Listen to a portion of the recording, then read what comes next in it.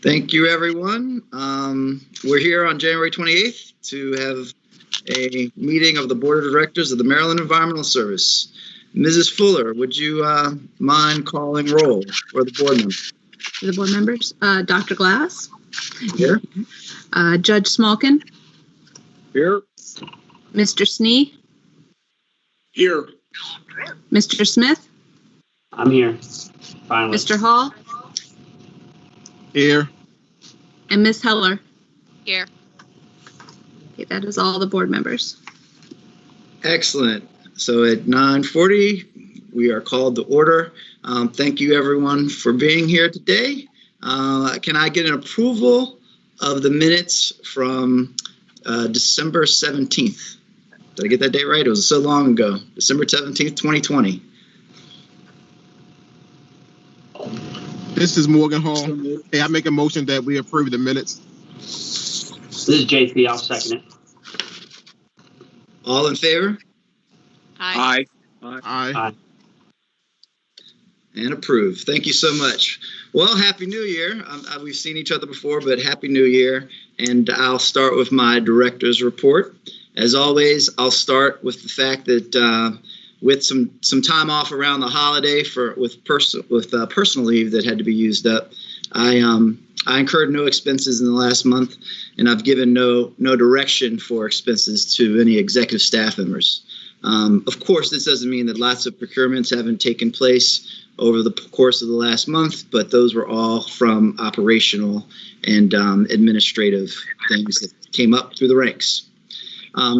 Sadly, I want to mention to the board members that we lost the teammate, Mr. Carl Washington, passed away on Sunday, January 10th. He was a long-serving staff member. He served for 17 years at MES. He started out as a laborer and maintenance aide, but quickly showed skills and received promotions to senior mechanic for the Environmental Services Group. His positions enabled him to travel the state and be acquainted with many teammates.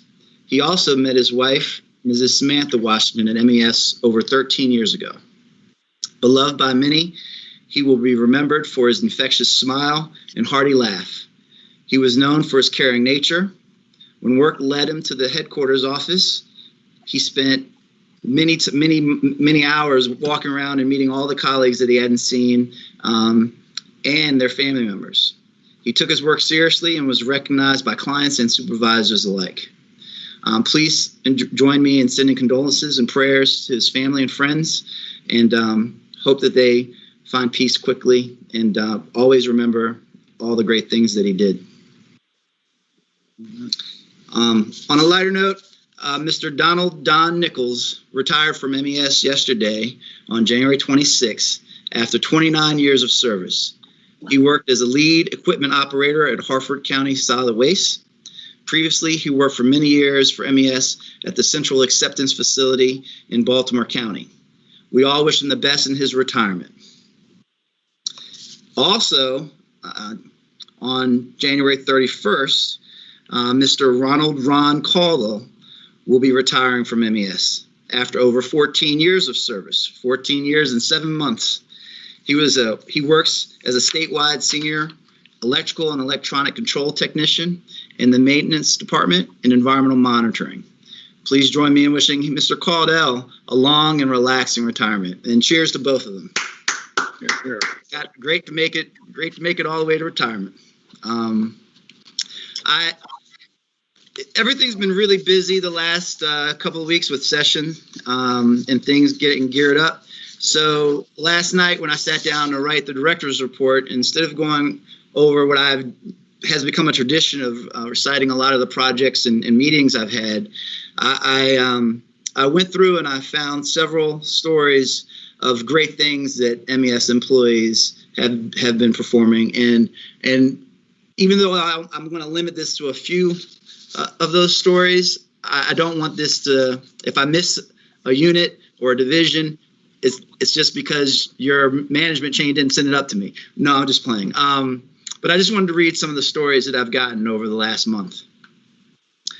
MES team members Terry Norman, Fred Kohlberg, and Joanna Freeman are working as regional administrators for the state's COVID response.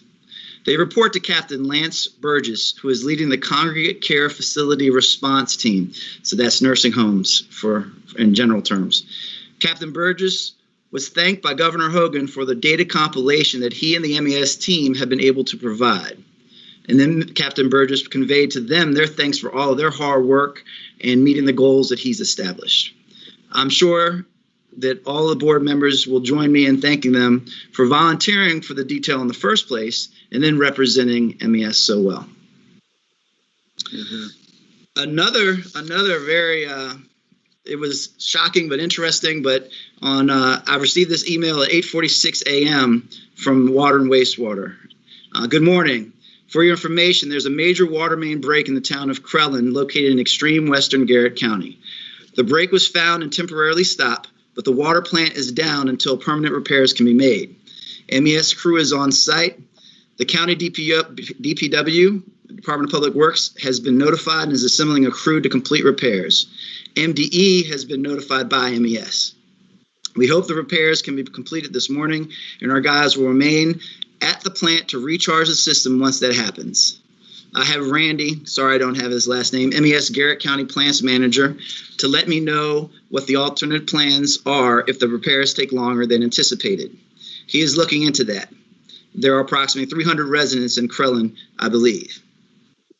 By 10:24 a.m. that same morning, on Christmas morning, the water main has been repaired and the plant is up and running to refill the tank and pressurize the system. Bacterial samples will be collected later today and taken to the lab for priority analysis. Hopefully, we will be able to lift the boil water notice tomorrow. Thank you and Merry Christmas. I just want to give congrats. Obviously, support for that entire team is being sent up through the chain of command. It hasn't reached me yet, but I wanted to send hearty thanks to the Water and Wastewater group for all that work on Christmas Day, and just to give another shining example of the work that MES team members do every day, even on holidays. The second to last one is a report from the Army Corps of Engineers received on January 20th that made it up to me in copies. Good morning, all. I just wanted to take a moment to inform everyone that the construction of the lateral expansion of Poplar Island was completed yesterday. It's a momentous day that's been many years in the making and is worth recognizing without letting it slip away. All of you have worked very hard, even through these unique COVID-19 times, to make that a reality. From assembling plans and specs to inspecting construction work, to dealing with requests for information, to managing birds that nest in front of bulldozers, to dealing with the modifications and claims, angry contractors, the list goes on and on. Thank you for all that you do. This is an awesome example of what Mission Complete looks like. We are working on a press release to inform all of our stakeholders as well about the fantastic work you're completing. This is from Trevor Siren, PE Project Manager for the Baltimore District of the U.S. Army Corps of Engineers.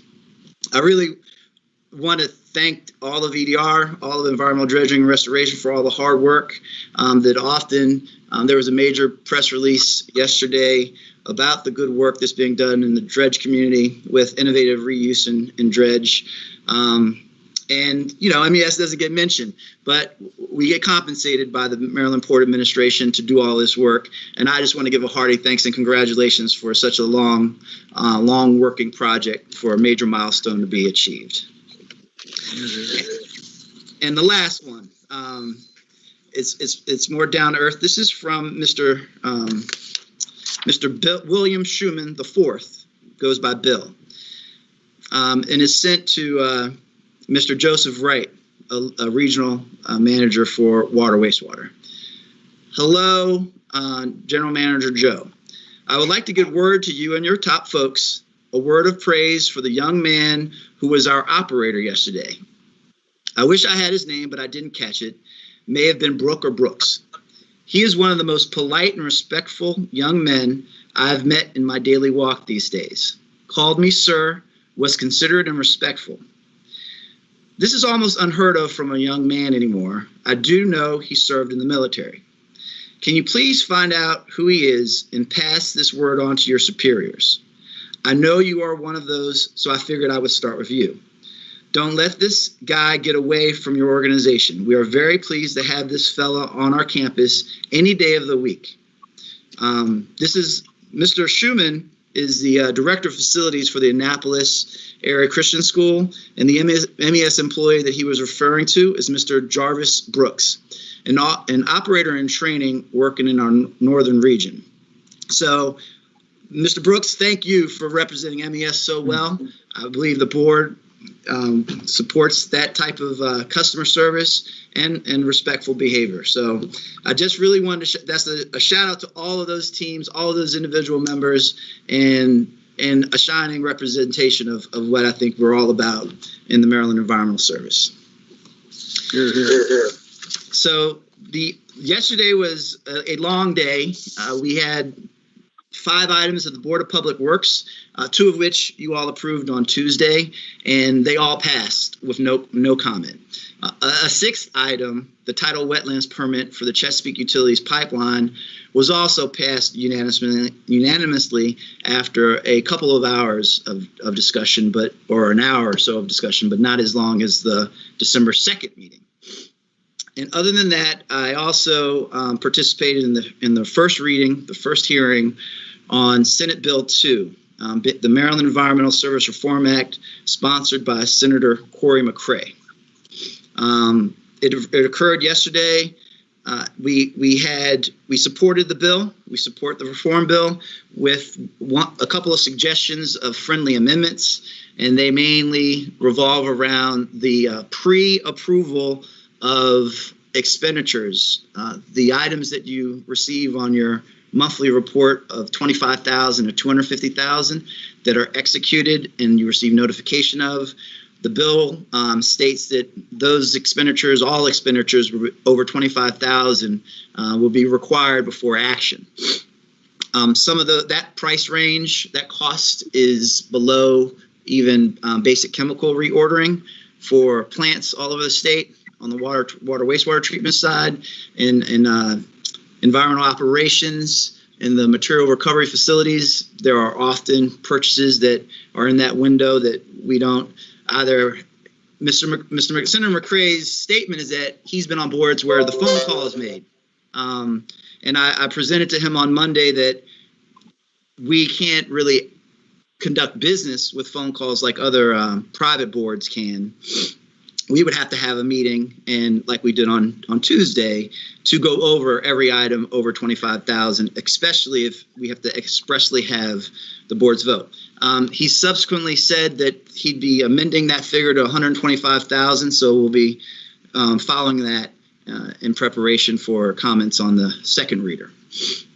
The governor's office also presented a bill reforming MES yesterday, introduced a Senate Bill 575 and HB 741 titled Maryland Environmental Service Officers, Board of Directors, and 3 Responsibilities Alterations. I'm still digesting all of the information. Mr. Coleman has presented a summary, but I haven't spent as much time with that bill as I have Senate Bill 2. So this calendar year is going to be a busy one between Senate Bill 2 and the House Bill 2, Senate Bill 575, the administration bill, and then the start of the State Transparency and Accountability Reform Star Commission led by Senator Serafini. And with that, I think I've covered. If there are any questions, I'll take them, but if not, we'll move on to the rest of the agenda. Questions or statements?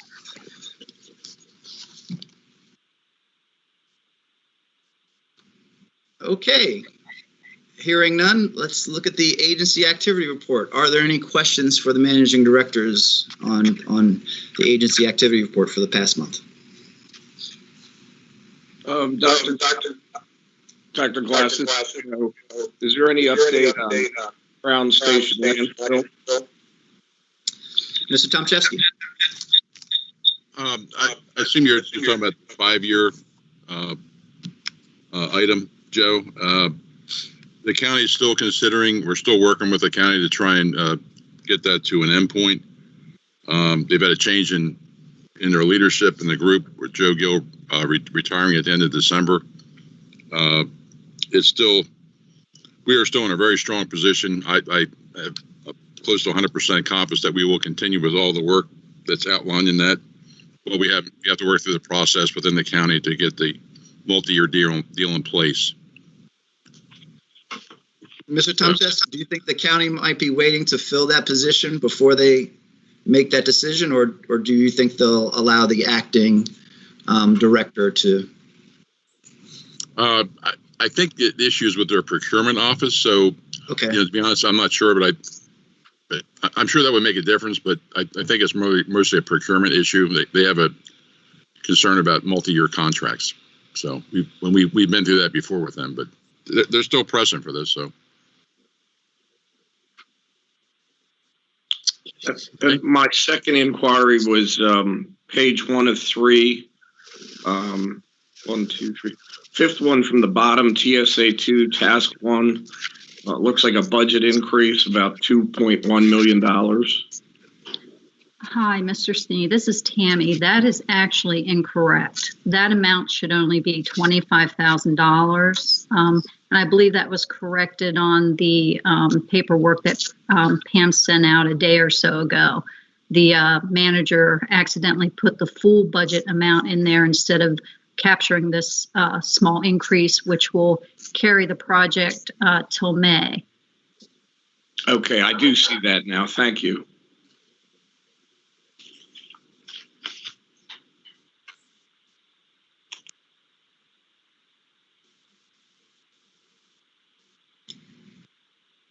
Any other questions on the AAR?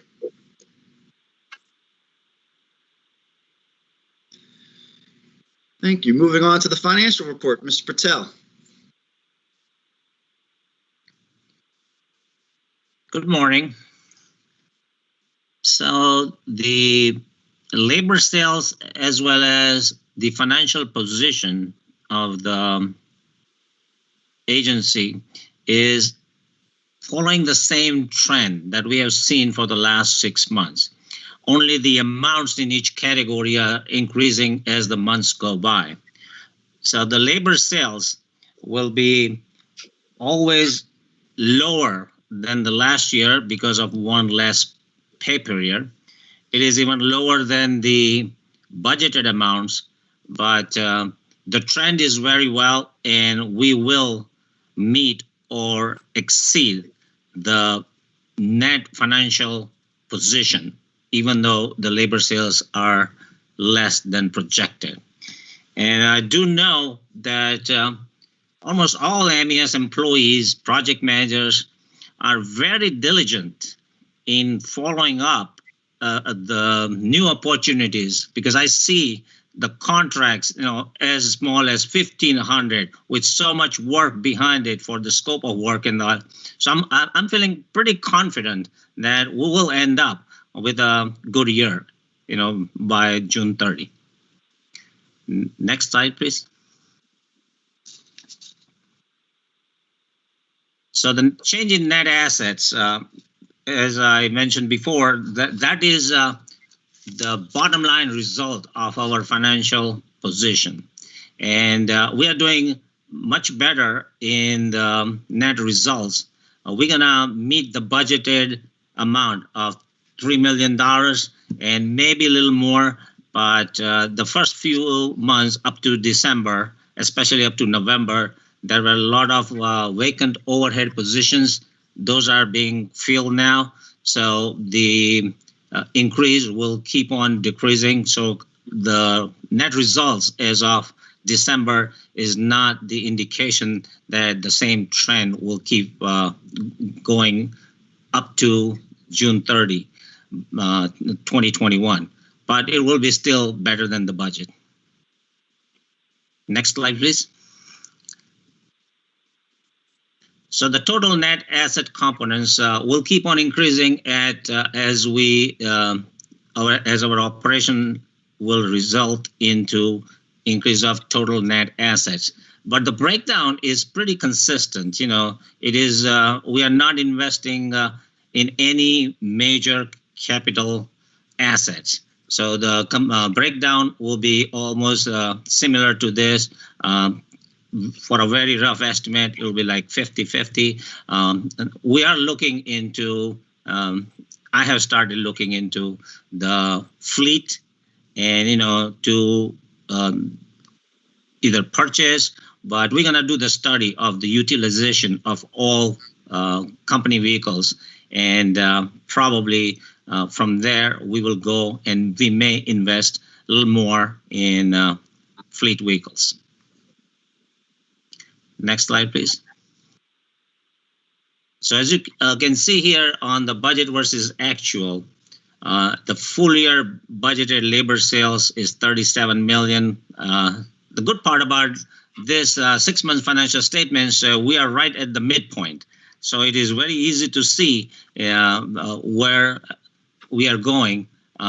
So as of actual December, the labor sales are 17 million. The budget was 37 million. So the rest of the 6 months, is 19 million left. So looking at the trend, we're not going to meet that labor sales goal. The overhead variance on the other side, the full year budget was 1,553,000. We already reached 2,048,000. It's not gonna go that high because now, since the positions are being filled, the overhead variance will probably decrease. So we're not gonna wind up doubling the 2 million. So just want to bring it out. So this is good part about December 31. You can see where we are at the midpoint. The fringe variance, the fringe variance will be much better than the budgeted because now a lot of people working at home, there will be no snow days. So, or emergency days. So that's why we are saving a lot of money in there.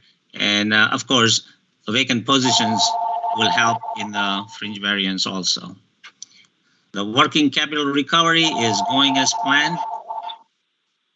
The project variance is another unexpected occurrence because it is based on the timing of the billing. Some projects we bill when they are finished. Some projects are billed on certain milestones. So during the fiscal year is always variable, but it looks like we may meet or maybe slightly lower in our project variances of $655,000. The other is the interest and some other things. We are not earning any other interest, but it looks like we may reach that other income also. So the bottom line is the increase in net assets so far is $2,853,000, and our budget is $3,110,000. Will probably exceed that $3,110,000, but we don't know because now a lot of positions are filled and we'll be doing better, but I cannot estimate that at this point. Okay, let's go to the next slide, please. So this is just basically showing what was our budget and how we were expecting the increase in net assets of $3 million.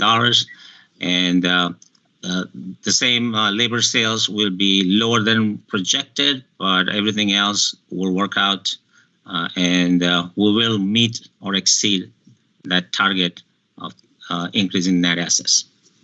Any questions on this so far before I go to the next slide? Okay. Next slide, please. Now, this is a very long list, so I just want to start with a little preface on that. Me and the finance department and the project managers are working very diligently on collections. I think because of the economic circumstances for a lot of small towns, even the private companies, this list, has grown large. But I have put the finance people, even if they are not related to collections, to spend every minute they have in the collections. So even though, it's a long list, I'm working diligently on it. Of course, as Dr. Glass mentioned, there are a lot of other things going on there, but this is still on my focus, and the staff is working on it, so it will get much better. But I'll give you some highlights on some of the things. So most of this, we have acted on it. We're going to have results very soon. A lot of these are state projects, and we are getting some response from that they are being delayed because of the staff shortages and other things. So we are working with them. A lot of those are the reimbursable project for which MES already acquired budgets for those agencies. But, so I do not understand the delay on it. It's just that that is a little misunderstanding on the agency's part, public safety, Horn Point and all that we have explained to them the whole process in writing. So now they are finally understanding that, say, these are the fixed amount of fees that they have to pay us. Because all other billing, we send a very detailed expenditure, what it was spent for, who worked on it, all the hours charged on it. But for all this reimbursable projects, we have this fixed amount to charge every month, and we are trying to make them understand. So this is how it works, and it is getting much better. We are getting much better response, and I'm pretty sure that those will be all cleaned up. Frederick County government, the big one here, the payment should be expected anytime soon, maybe as early as this week or next week. Same thing with Old Line Environmental. The everything is settled. We'll have the payment very soon. Carroll County government already paid. I'm working right now. The Horn Point, we explained to them our process, and they said they needed a purchase order. They have to issue the purchase order even for reimbursable accounts. So we are now accommodating that purchase order in that billing. So that is worked out. So as I say, most of the reimbursable, I'm working on it, and it'll be all cleaned out. It's just a matter of, because they have the budget.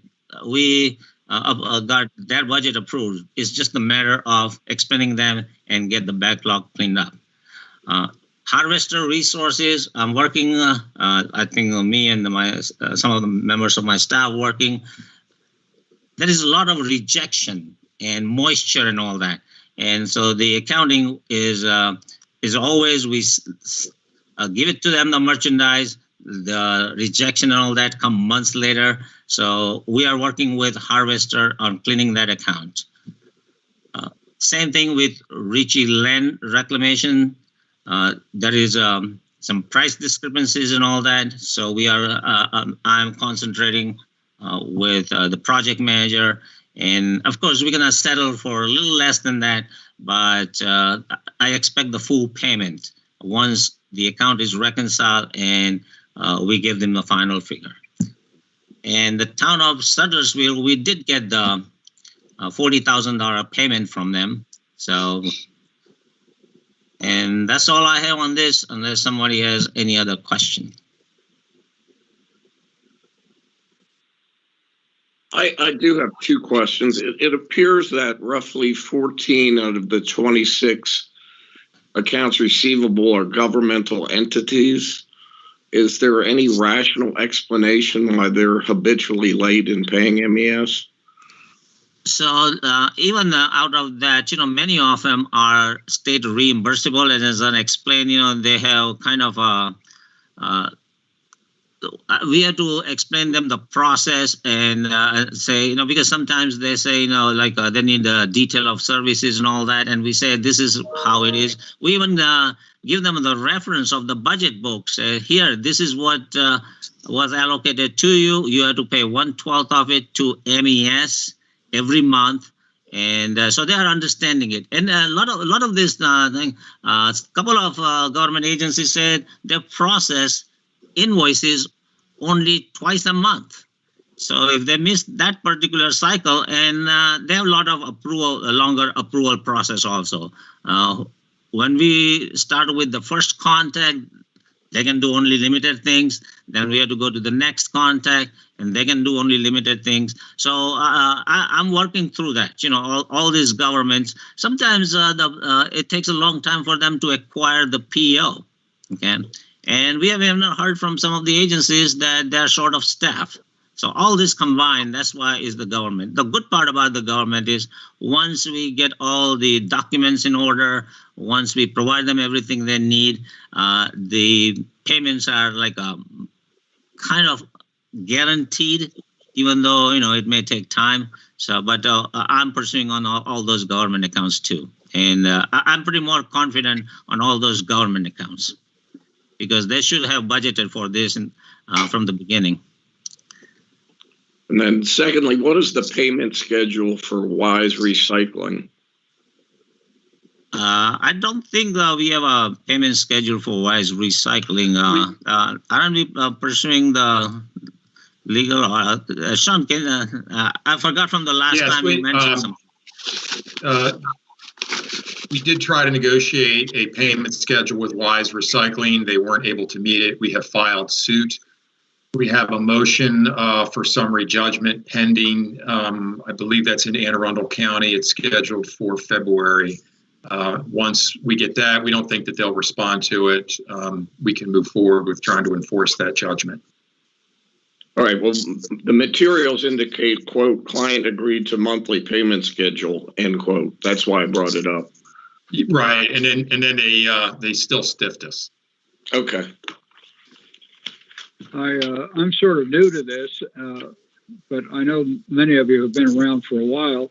Have we had situations where companies that owed us money had gone into bankruptcy, either a 7 or an 11, and we just lost it?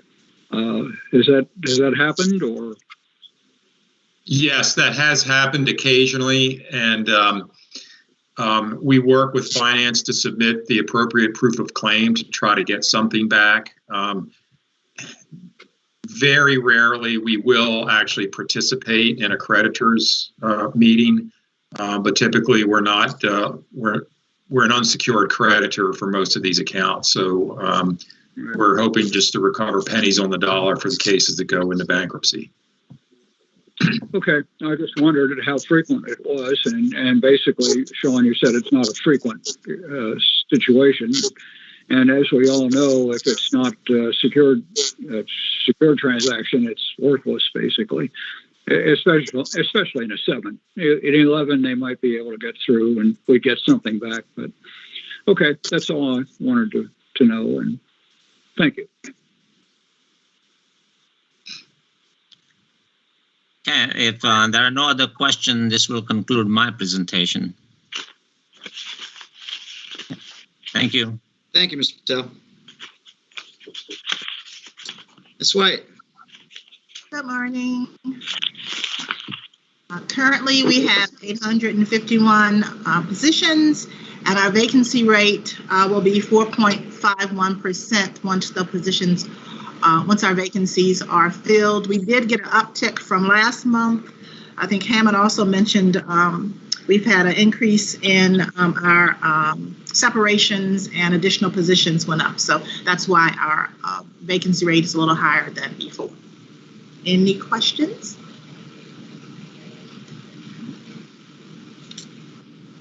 Thank you, Ms. White. Thank you.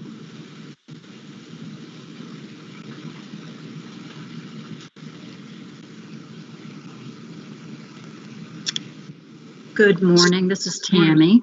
The Colgate Creek Dredging and Innovative Reuse Project is the highlight for dredging today, and I know Mr. Snee has asked some questions about this in the past, so I decided to highlight it. This project is located between the Seagirt Marine Channel and the Dundalk Marine, Seagirt Marine Terminal and the Dundalk Marine Terminal. And it is widening and deepening of the Colgate Creek Navigation Channel, which it's probably hard to see, but there's a yellow area there showing that channel.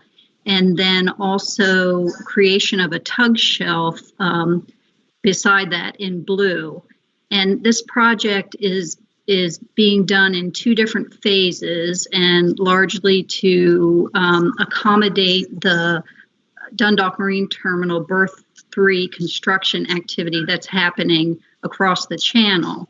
So phase 1 of the project would be dredging, transport, and placement of material in Cox Creek, and then followed by a second phase, which would be dredging, transport, and direct placement for upland dewatering and innovative reuse at a property or facility yet to be determined. This project is being funded under an energy transfer agreement that we have with the port. And the volume of dredging is between 280,000 to 320,000 cubic yards. The Colgate Creek channel itself would be dredged to 43 feet with a 2-foot over depth allowance, and the tug shelf to 22 feet. The schedule is, we're working to figure that out at this point in time, but ultimately phase 1 will probably happen in the fall and be complete by the end of December.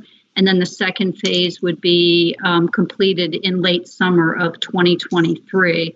So the work that MES is doing on this project is project management and contract management, procurement. We have a contractor doing design, coordination support. We're doing the construction management, oversight, and inspection. So that's the Colgate Creek project. Are there any questions?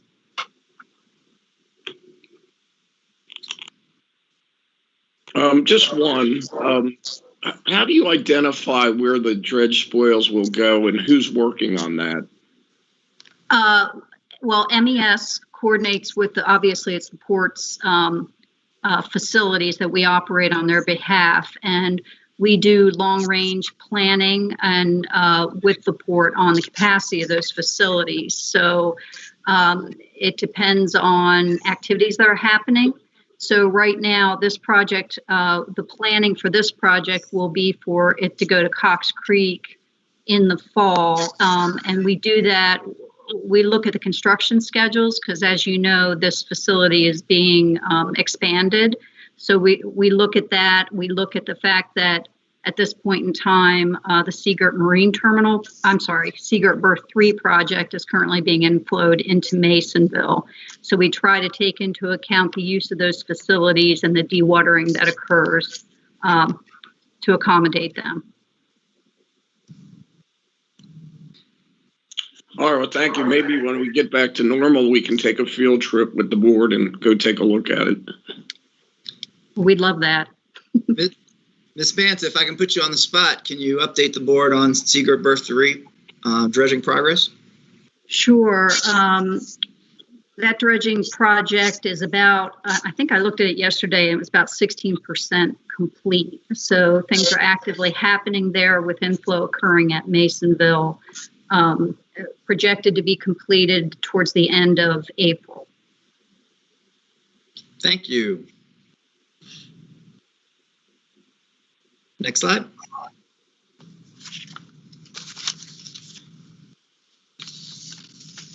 Mr. Gillespie. Good morning. I'd like to bring to your attention this morning work that's being done by our Geospatial and Engineering Services Division. This is work that we've done under contract with Maryland Department of the Environment, but it is getting highlighted by FEMA, actually, in a roundup of states that are taking proactive responses to climate change and flood resiliency.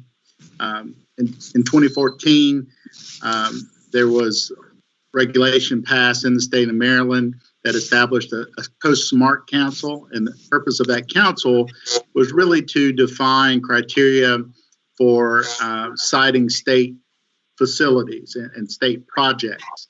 Over the past couple of years, there have been some updates to those regulations and how buildings are supposed to be cited.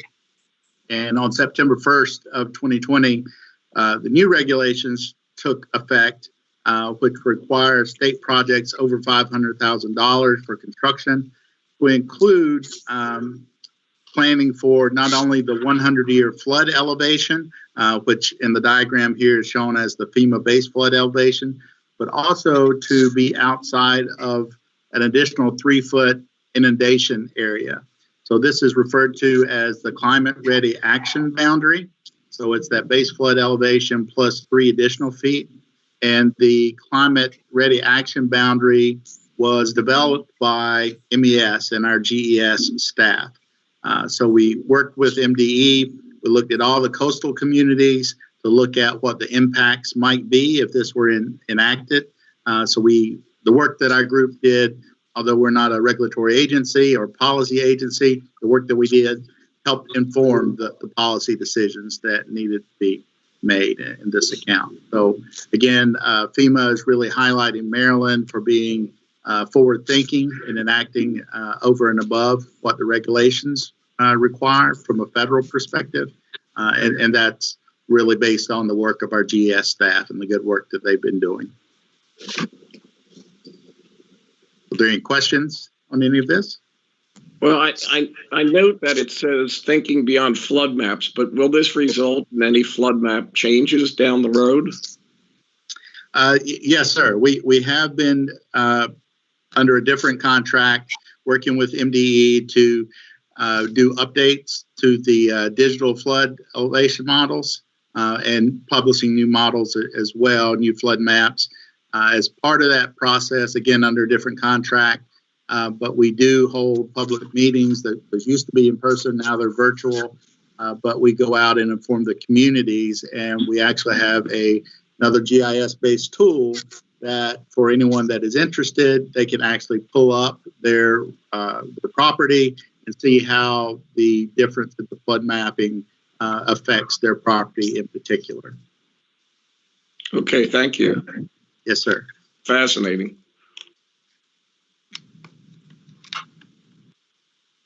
Thank you, Mr. Gillespie. Next slide. Good morning, this is Steve Tomczewski. This is environmental operations slide for the month, and I wanted to focus on the leaf hole operation for Montgomery County. This is our biggest operation out in Montgomery County on the grinding operation, the compost operation, where we're collecting all the leaves from 225,000 homes in the county. They're all delivered to 2 sites, one at the grinding lot at the Durwood complex, which is the upper photograph, and also at the county-run Silver Spring Depot. All these leaves are brought back to Durwood. They're all put through our grinding operation. We have 3 large grinders there that grind that. And from there, we have to transport it out to Dickerson. Our Dickerson facility is where we make our compost, the leaf grove product, and it's where our bagging and bulk sales occur. This represents 40% of our total feedstock going into leaf grove for the year. It occurs over roughly a 2-month period, so it's a huge volume. And the 85,000 cubic yards that we collected this year, I did this equivalent, and it's equivalent to having a football field stacked 16 feet high with leaves, if you can visualize standing there looking at that volume. That's the kind of volume we have to move in that short period of time. So it's a massive project. It's all very public, so any problem areas become highlighted. This was there was no issues this year. Everything went incredibly well, so we're really proud of the operation, what we accomplished once again. So that's pretty much it. Any questions? What, Mr. Tomczewski, what are our gross sales from leaf grow on an annual basis? Well, we're selling roughly about we have 650,000 bags of leaf grow. Rough number is about $2 a bag. And the bulk we're selling probably on an average price of about $12 a yard. There's probably about 30,000 cubic yards of that. I have to add that up to get to the total. I don't have that handy, but that's all right. I can do the math. There you go. Thank you. Any other questions? Okay. Thank you. Thank you, Mr. Tomczewski. Ms. Crosby. Good morning. Morning. Good morning, everybody. Good morning. Good morning. Good morning. Okay, item 3 before you is for the Verizon Wireless Cellular Data Service and Equipment Yearly Funding. This is an intergovernmental contract. NASPO, the National Association of State Procurement Official contract, which the state of Maryland used for the Verizon wireless and equipment purchases. The awarded contractor is Verizon Wireless. The estimated amount of the contract is $378,000. The term of the contract began March 2021 through February 2022.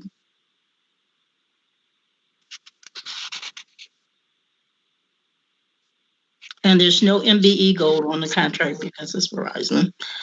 Monthly access fees for service is $29,000. New and replacement equipment charges is $30,000.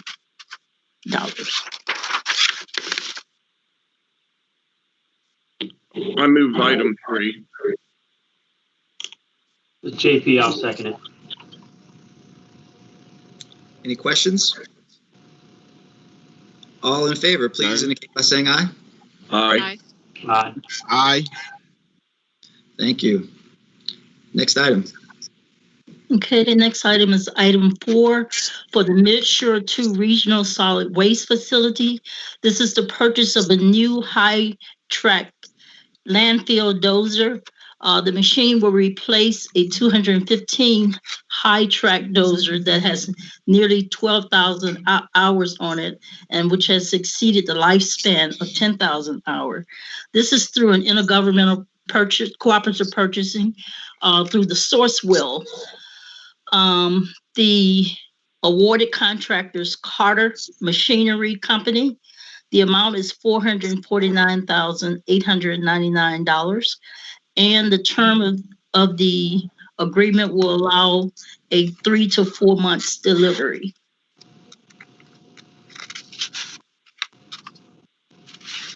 This is JP, I'll move this item. One quick question, if you don't mind. What happens to the old one when the new machine gets there? We typically trade them in. That's part of the. Okay. Yep. So go back to CAT. Yes. Okay. Yep. And just a point, the high track logo or description there, it basically gets the drive mechanism out of the trash. So that's a feature that's good to have on a landfill dozer. So that's what that means. Indeed. Thank you. You're welcome. There's been a motion. Morgan Hall, second. Thank you, Mr. Hall. And this is Shelley. I'm going to recuse myself from this vote. Thank you, Mrs. Heller. No questions. All in favor? Aye. Aye. Aye. Any nays? And make note of one abstention. And Mrs. Heller. Okay, item 5 is for the Hawkins Point Hazardous Waste Landfill and Dundalk Marine Terminal. This is hazardous and non-hazardous waste transport and disposals. This is a competitive sealed bid procurement. This is one of 2 contracts awarded under the same solicitation. The awarded contractor on this contract is Variance of Pennsylvania, Inc. The amount is $2,266,584. It is a 3-year term from the date of the notice to proceed with the option of 2 additional years and has an MBE goal of 15%.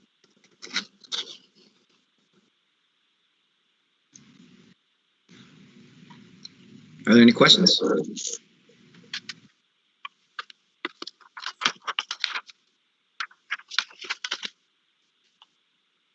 I'll move item 5. That was Mr. Snee. Is there a second? Yes, JP, I'll second it. Thank you. All in favor? please indicate by saying aye. Aye. Aye. Aye. Thank you all.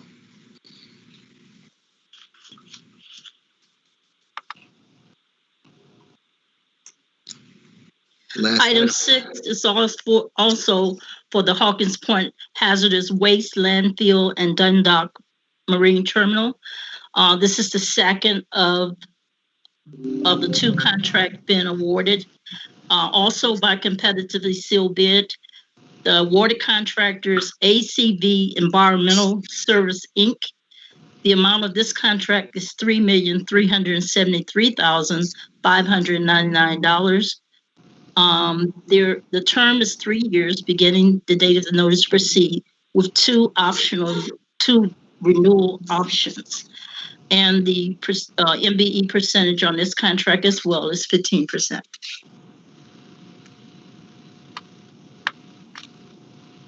Come on, Joe. I'll move it. Thank you, Mr. Smith. I'll second it. Thank you, Mr. Snee. Any questions? All in favor, please indicate by saying aye. Aye. Aye. Aye. Thank you. Okay, item 7. This is the Central Collection Facility Gravity Sewer Upgrade. The installation of 2 new gravity sewers to replace the problematic pump station and force main. This is a competitive sealed bid. The low bidder, WF Delval, did not requested an MBE waiver and did not show a good faith effort in receiving the waiver, so their bid was disqualified. The awarded contractor is Johnston Construction in the amount of $471,474. The term of the contract is 120 days, and the MBE goal on the contract is 17%.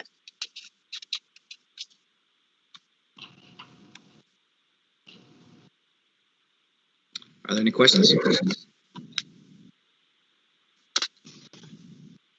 Well, gravity is always better than pump and force main, so I'll make a motion I'll move item 7. Morgan Hall, second. Any questions? All in favor, please indicate by saying aye. Aye. Aye. Aye. Aye. Thank you. Okay, item 8. The Cheltenham Collection System Rehabilitation. This is the rehabilitation of the sanitary sewer system. This was a competitively sealed bid. The low bidder awarded the contract is BA Construction, Inc. in the amount of $357,443.04. The term of the contract is 180 days. There is an MBE goal of 12.2%. However, this contract will count as 100% toward the agency MBE goal because BA Construction is a certified minority business firm. Just to note, that sewer was built after the Civil War, as many sewers in the region were built during that time of Reconstruction. It looks like the bid is a relative bargain compared to the others. I was going to ask, do we know why there's such a variance between the high and low bidders? BA Construction has worked for us out at this facility before, so they're familiar with the site and the requirements there. So our follow-up with some of the other bidders was just really that BA was really more prepared to provide a bid compared to some of the others.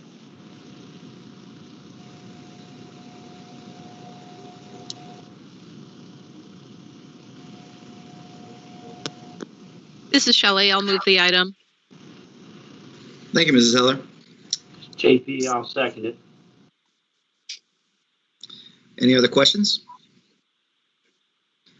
All in favor? Aye. Aye. Aye. I believe that was everyone. Judge Smokin? Yes. Okay. Excellent. Thank you, Mrs. Crosby. Sure.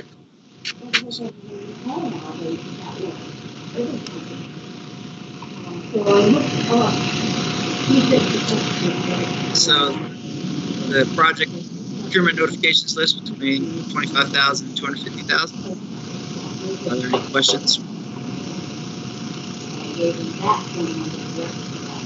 Just an observation, Dr. Glass. That looks like the shortest list I've ever seen. It was. Same thing.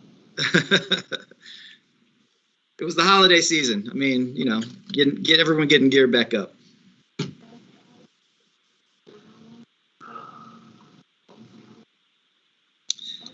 Mr. Coleman. So, good morning again, everyone.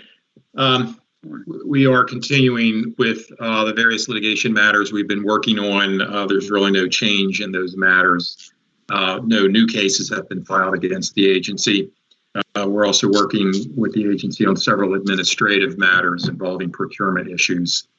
As Dr. Glass alluded to earlier, you know, there are multiple bills that have been introduced that would reform the way in which MES is organized. We're providing advice on those issues. And we've been undertaking a lot of contract review. I know it doesn't appear to it from that the notification list, but we do have a number of agreements that we've been working on that are pending or that require additional work, usually because they're with entities that insist on fairly significant changes to our agreement, or they insist that we utilize their agreement, which include provisions that by law MES cannot accept.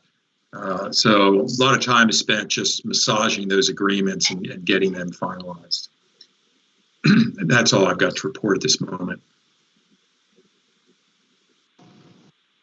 Oh, Mr. Coleman, if I could go back to item 1 from 2 days ago, I did look up on SDAT HR Construction, and it's interesting. It's HR Construction LLC, also known as M2 Construction LLC. And then if you look at M2 and compare it with HRI, they have different principal offices. They're both in good standing. They're both foreign LLCs.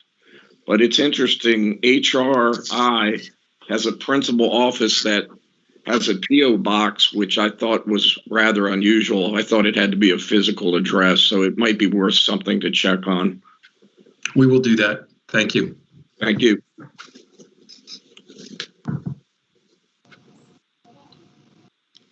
No other questions for Mr. Jones?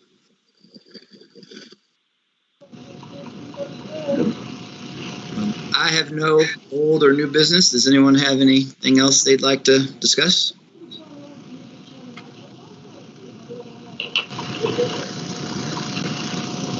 All right. So the next meeting will be Thursday, February 25th. We'll get back to our every 4-week schedule. I'm sure there will be a lot of things that transpire between then. I hope to talk with every one of the board members in the interim. I think I only missed catching up with Mr. Smith this month and Mrs. Heller, but things got crazy. So I look forward to chatting with you all. Keep you up to date. I have one slight thing to say, if you don't mind, and that is no, not at all. Having been in probably 5 or 6 different organizations, including the U.S. Army, and on up from that, the preparation that is done for this work is fantastic. And I think it is terrific. Everybody who is involved in it is right on the ball and gets to the point. And if you don't get to the heart of the matter, everything else will bleed. So I just say how much I appreciate hearing these things and seeing what has been done. And that's it. Here. Well, with that, Yes. Thank you, Judge Schmoken. And with that, You're we'll welcome. move to adjourn this meeting. I'd like anybody first or second? First. So moved. Hey, I make a motion.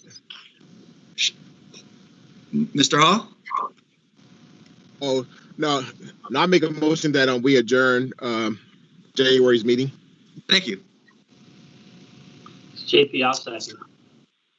All in favor, please indicate by saying aye. All right. Aye. Everyone Aye. have a great day and great weekend coming forward. And watch out for that snowstorm. Catch your glasses. We'll do.